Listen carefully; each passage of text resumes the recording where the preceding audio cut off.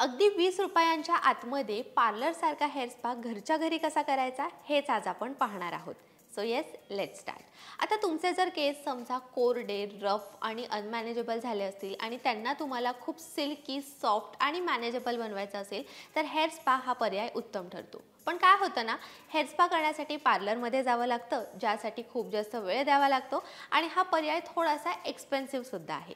पण मी असताना तुम्हाला काळजी करण्याची काही एक गरज नाही आहे, कारण आज मी घरच्या घरी अगदी सोप्या पद्धतीने हेअर स्पा कसा करायचा हे तुम्हाला सांगणार आहे. आणि या हेअर स्पाचा रिझल्ट जो आहे ना, तो अगदी पार्लरमधल्या हेअर स्पासारखा आहे. सो येस, हेअर स्पा कसा करायचा हे लगेचच पाहूयात. हेअर स्पा 2 स्टेप्समध्ये असणार आहे.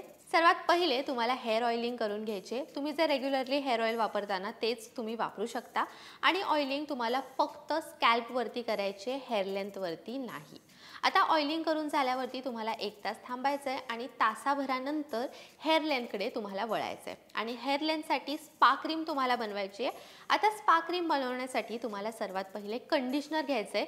मी इथे कंडिशनरचे 4 सॅचेट्स वापरते आहे. तुम्ही तुमच्या केसांच्या लेंथप्रमाणे कंडिशनरची क्वांटिटी कमी किंवा जास्त करू शकता. तुमचे जर केस माझ्या एवढे असतील तर 4 सॅचेट्स पुरेसे आहेत. पण जर तुमचे केस मोठे असतील तर 1 सॅचेट तुम्ही वाढवा किंवा छोटे असतील तर एखादे सॅचेट तुम्ही कमी करा. आता यामध्ये तुम्हाला 1 चमचा ॲलोवेरा जेल मिक्स करायचं आहे आणि 1 चमचा तुम्ही जे रेग्युलरली ऑइल वापरता ते तुम्हाला वापरायचं आहे. आता या सगळ्या इन्ग्रेडियंट्सना व्यवस्थित मिक्स करायचं आहे आणि अशा प्रकारे स्पा क्रीम रेडीसुद्धा झाली आहे. आता ही क्रीम तुम्हाला तुमच्या केसांना लावायची आहे, खालच्या बाजूला लावायची आहे, म्हणजे केसांच्या मुळांना तुम्हाला अजिबात ही क्रीम लावायची नाही आहे. फक्त हेअर लेंथवरती जिथे आपण कंडिशनर किंवा सिरम लावतो ना, तेवढ्या हेअर लेंथवरती तुम्हाला ही स्पा क्रीम लावून घ्यायची आहे. मी पुन्हा रिपीट करून सांगते, स्कॅल्पवरती ही क्रीम अजिबात लावू नका, फक्त हेअर लेंथवरतीच लावा.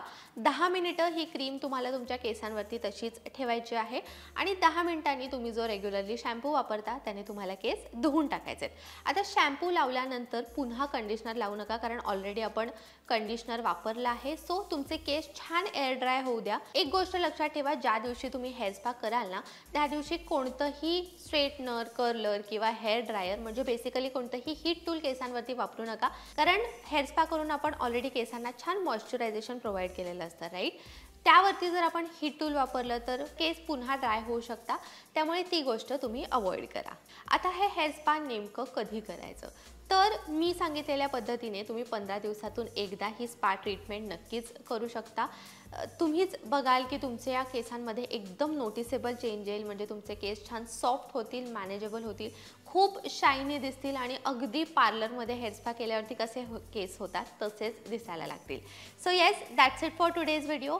हा व्हिडिओ तुम्हाला कसा वाटला हे मला कमेंट्समध्ये नक्की सांगा. मी सांगितलेल्याप्रमाणे तुम्ही हेअर स्पा नक्की करा आणि त्याचा रिझल्ट तुम्हाला कसा मिळतोय हे मला कमेंट्समध्ये नक्की सांगा. हा व्हिडिओ जास्तीत जास्त लोकांपर्यंत, तुमच्या मैत्रिणींपर्यंत नक्की शेअर करा. त्याचसोबत लोकमत सखी फॅमिलीचा भाग होण्यासाठी लोकमत सखीच्या फेसबुक पेजला लाईक करा, यूट्यूब चॅनलला सबस्क्राईब करा, बेल आयकन प्रेस करायला विसरू नका. लोकमत सखीला इंस्टाग्रामवरती सुद्धा फॉलो करा आणि पाहत रहा लोकमत सखी.